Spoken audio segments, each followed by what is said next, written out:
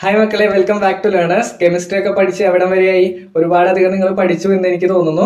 അപ്പൊ നമുക്ക് electro chemistry എന്ന് പറയുന്ന ചാപ്റ്ററിൽ നിന്ന് നാളത്തെ പരീക്ഷയ്ക്ക് ചോദിക്കാൻ സാധ്യതയുള്ള ഒരു ചോദ്യമാണ് ഫ്യൂവൽ സെൽ എന്ന് പറയുന്നത്. അപ്പൊ ഒരുപക്ഷെ ഫ്യൂവൽ സെല്ലിൽ നിന്ന് ഒരു 2 മാർക്കിന്റെ ചോദ്യം ചോദിക്കാം, അല്ലെങ്കിൽ നമുക്ക് പ്രൈമറി സെല്ലും സെക്കൻഡറി സെല്ലും തമ്മിലുള്ള ഡിഫറൻസിന്റെ ഒരു ക്വസ്റ്റ്യൻ ചോദിക്കാം. അതാണ് ഞാൻ ഈ വീഡിയോയിൽ നിങ്ങൾക്ക് പറഞ്ഞു തരാനായിട്ട് പോകുന്നത്. ശ്രദ്ധിച്ചിരിക്കുക. ഓക്കെ, അപ്പൊ നമുക്ക് നോക്കാം. What are fuel cells? ഇതൊരു ക്വസ്റ്റ്യൻ ആണ്. What are fuel cells?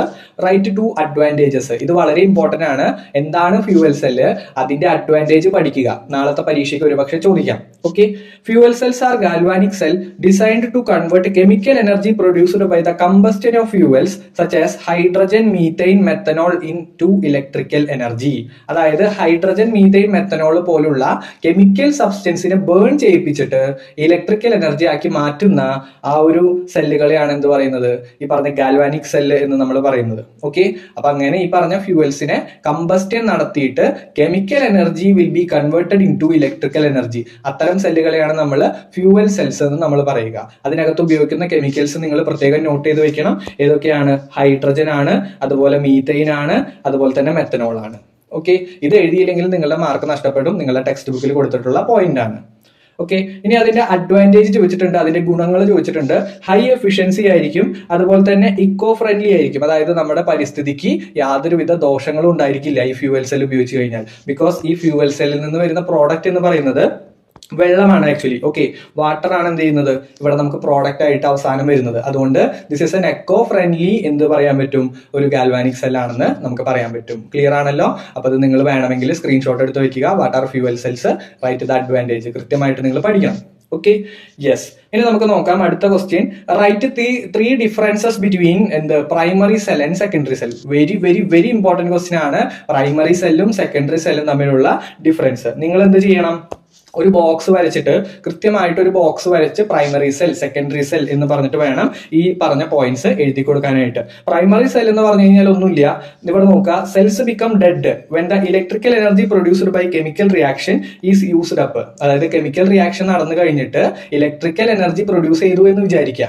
Okay, ഈ കെമിക്കൽ എനർജി ഉപയോഗിച്ച് കഴിഞ്ഞാൽ പിന്നെ എന്ത് ചെയ്യില്ല? ആ ഒരു ബാറ്ററി അല്ലെങ്കിൽ ആ ഒരു സെല്ല് വർക്ക് ചെയ്യില്ല. നിങ്ങൾ ക്ലോക്കിലെ ബാറ്ററികളൊക്കെ കണ്ടിട്ടില്ലേ? അതിനകത്തുള്ള കെമിക്കൽസ് ഉപയോഗിച്ച് കഴിഞ്ഞാൽ അത് എന്ത് ചെയ്യില്ല? പിന്നെ വർക്ക് ചെയ്യില്ല. ഓക്കെ, അത്തരം സെല്ലുകളെയാണ് നമ്മൾ പ്രൈമറി സെൽസ് എന്ന് പറയുക. And it cannot be recharged and reused. Recharge ചെയ്തിട്ട് വീണ്ടും റീയൂസ് ചെയ്യാനായിട്ട് പറ്റില്ല പ്രൈമറി സെല്ല്. പക്ഷെ അതേസമയം സെക്കൻഡറി സെല്ല് നോക്കുകയാണെങ്കിലോ, cells with long life span, കുറെ നാളത്തേക്ക് നിലനിൽക്കും. കാരണം അതിനെന്ത് ചെയ്യാൻ പറ്റും? റീചാർജ് ചെയ്തിട്ട് വീണ്ടും വീണ്ടും റീയൂസ് ചെയ്യാൻ പറ്റും. ഓക്കെ ആണല്ലോ? യെസ്. അപ്പൊ നമുക്ക് മനസ്സിലായി പ്രൈമറി സെല്ലും സെക്കൻഡറി സെല്ലും തമ്മിലുള്ള ഡിഫറൻസ്. ഇവിടെ 3 ഡിഫറൻസ് ആണ് ചോദിച്ചിരിക്കുന്നത്. മൂന്നാമത് നിങ്ങൾ എന്ത് എഴുതിയാൽ മതി? എക്സാമ്പിൾസ് കൃത്യമായിട്ട് എഴുതി വെക്കുക. പ്രൈമറിയുടെ എക്സാമ്പിൾ ആണ് dry cell and button cell. Okay, dry സെല്ലും ബട്ടൺ സെല്ലും പ്രൈമറി സെല്ലുകളാണ്. അതേസമയം nickel, cadmium and lithium ion cells are secondary cell. കൃത്യമായിട്ട് പഠിച്ചല്ലോ. ഈ ഒരു ഡിഫറൻസ് നിങ്ങൾ എന്ത് ചെയ്യണം? 2 ബോക്സുകളാക്കിയിട്ട് നാളത്തെ എക്സാമിന് ചോദിച്ചു കഴിഞ്ഞാൽ കൃത്യമായിട്ട് എഴുതി വെക്കണം. Okay, yes. ക്ലിയർ ആണെന്ന് വിചാരിക്കുന്നു. ഒരു ക്വസ്റ്റ്യൻ കൂടി ഞാൻ പറഞ്ഞുതരാം. അതായത് what are the merits of lithium ion batteries? നിങ്ങൾ പഠിച്ചിട്ടുണ്ടാവും. ലിഥിയം അയോൺ ബാറ്ററികൾ എന്ത് ചെയ്യുന്നു? ലാപ്ടോപ്പില്, മൊബൈൽ ഫോണുകളിൽ യൂസ് ചെയ്യുന്നു. ഓക്കെ, അപ്പൊ അതിന്റെ മെറിറ്റുകൾ അല്ലെങ്കിൽ അതിന്റെ ഗുണങ്ങൾ കൃത്യമായിട്ട് നിങ്ങൾ പഠിക്കുക. High energy density, long life span, low self discharge rate. ഈ 3 പോയിന്റ് ആണ് ലിഥിയം അയോൺ ബാറ്ററീസിന്റെ മെറിറ്റ് അഥവാ ഗുണങ്ങളായിട്ട് നമുക്ക് പറയാൻ പറ്റുന്നത്. ഇനി നിങ്ങൾക്ക് വേണ്ടിയിട്ട് ഒരുപാട് ക്വസ്റ്റ്യൻസ് സെറ്റ് ചെയ്ത് വെച്ചിട്ടുണ്ട്. നിങ്ങൾ മാക്സിമം സപ്പോർട്ട് ചെയ്യുകയാണെങ്കിൽ നിങ്ങൾക്ക് വേണ്ടിയിട്ട് പരമാവധി വീഡിയോസ് ഈ ചുരുങ്ങിയ സമയം കൊണ്ട് തന്നെ ഞാൻ എന്ത് ചെയ്യാം? നിങ്ങൾക്ക് തരാം. സോ എന്ത് ചെയ്യുക? കൃത്യമായിട്ട് ഈ 3 ചോദ്യങ്ങളും പഠിക്കുക. നാളത്തെ എക്സാമിന് കൃത്യമായിട്ട് നിങ്ങൾ ഈ ഒരു ടോപ്പിക് ഒഴിവാക്കാതെ, പലരും പല പല ടോപ്പിക്കുകൾ പഠിച്ചു പോയിട്ടുണ്ടാവും. ഓക്കെ, വളരെ ഇമ്പോർട്ടന്റ് ആയിട്ടുള്ള ടോപ്പിക്സ് പഠിച്ചു വെച്ചിട്ടുണ്ടാവും. എന്നാലും നിങ്ങൾ എന്ത് ചെയ്യുക? ഈ ടോപ്പിക്ക് ഒരു കാരണവശാലും വിടാതെ പഠിച്ച് മുമ്പോട്ട് പോവുക. ഓക്കെ, നല്ല അടിപൊളിയായിട്ട് എക്സാം എഴുതുക.